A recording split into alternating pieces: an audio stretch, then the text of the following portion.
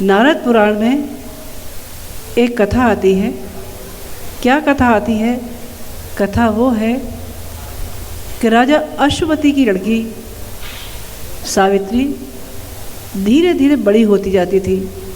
ज्यों ज्यों बड़ी होती जाती थी त्यों त्यों उसके चर्चे देश में चारों तरफ फैलते जाते थे कि ये लड़की जिस किसी से भी शादी करेगी उसके पास धन, यश और किसी चीज़ की कमी नहीं रहेगी। तरह जगह जगह से राजाओं ने अपने भाव भेजना शुरू किए कि इस लड़की से हम अपनी लड़की की शादी करना चाहते हैं। राजा अश्वपति चिंता में पड़ गए। कन्या एक, वर इतने सारे।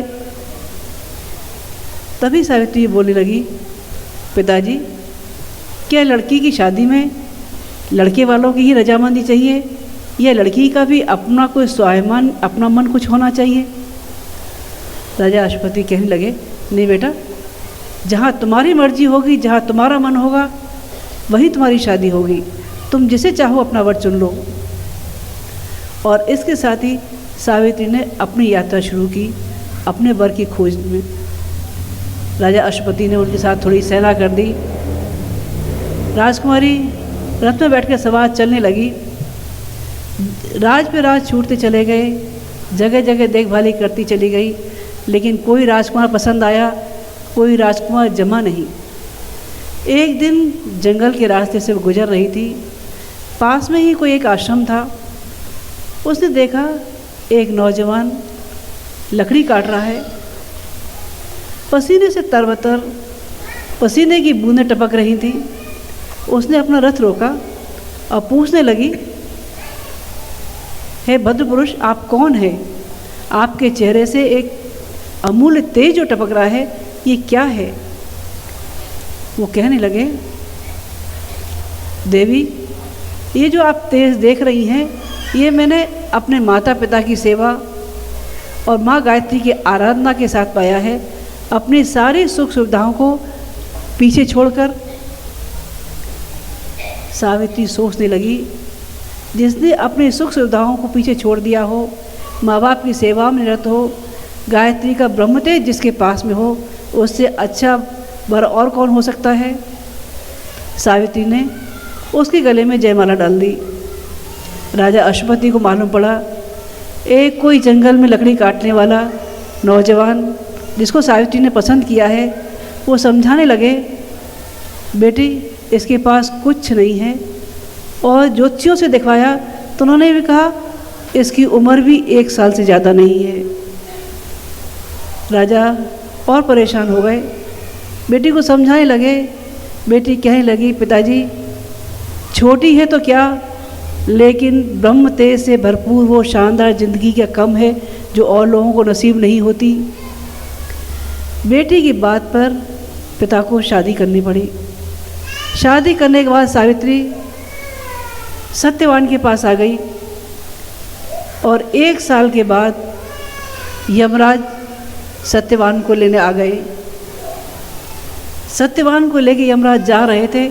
सावित्री पीछे पीछे दौड़ती हुई जा रही थी और वहाँ से यमराज से सत्यवान को छुड़ा के ले आई। ये कहानी आप लोगों को सबको पता है। इसमें कोई नवीनता है? नवीनता नहीं, लेकिन नवीनता है तो केवल इतनी ही, वो आद्य शक्ति माँ गायत्री आज भी अपनी जयमाला लिए घूमती है। कौन होगा वो सत्यवान, वो सत्यनिष्ठ, वो ब्रह्म तेज संपन्न जिसने आद्य शक्ति की साधना के बाद जिसको पाया हो? अगर ऐसा कोई सत्यवान मिले, सत्यनिष्ठ मिले, तो मैं उसके गले में जयमाला डाल दूँ और यमराज भी अगर आए तो भिड़ जाऊँ अपने सत्यवान के लिए। ये कहानी उन ब्राह्मणों की है जो सत्यनिष्ठ जिंदगी जिया करते हैं। सन 90 की बात है। गुरुदेव ने अपनी निवृत्ति साधना शुरू कर दी थी। उन्होंने माता जी से कहा कि मेरा मन है कि मेरे पास मेरे बड़े बच्चों को बुलाया जाए, इनसे मेरा कुछ कहने का मन है। माता जी ने जो सीनियर बच्चे थे उनको गुरुदेव के पास भेजा। गुरुदेव लेटे हुए थे। बच्चे सब पास में जाके बैठ गए। बोलने लगे, गुरुदेव बेटा आज मैंने लेटा हुआ था तो मैंने एक बहुत अच्छा सपना देखा है। बच्चे उत्सुक हुए, क्या गुरुदेव ने सपना सुनाने बुलाया है? बोले हाँ बेटे, ये सपना मैंने अभी भोर में देखा है। मानसरोवर में ब्रह्म कमल खिला, उसकी 80 पंखुड़ियाँ थी और खिलता रहा और उसके बाद उसने मुरझाना शुरू किया तो उसके परागकण सारे विश्व के सारे सरोवरों में फैल गए और उनकी जगह फिर से नए ब्रह्मकमल पैदा हो गए और उनकी खुशबू से सारा संसार सुरभित हो गया। बच्चे सोचने लगे, गुरुदेव क्या कहने जा रहे हैं? गुरुदेव ने कहा, बेटा ये ब्रह्मकमल और कोई नहीं, मेरे जीवन का वो ब्राह्मणत्व वाला जीवन है जो 80 साल की उम्र तक मैंने जिया है और मैं चाहता हूँ कि मेरे बच्चे भी वही शानदार ज़िंदगी, वही ब्राह्मण वाली ज़िंदगी जिए जो मैंने अब तक जी है। हमारे YouTube चैनल शांति कुंज वीडियो गायत्री परिवार को सब्सक्राइब करें एवं बेल आइकन जरूर दबाएं ताकि गायत्री परिवार की विभिन्न गतिविधियों की जानकारी आपको मिलती रहे।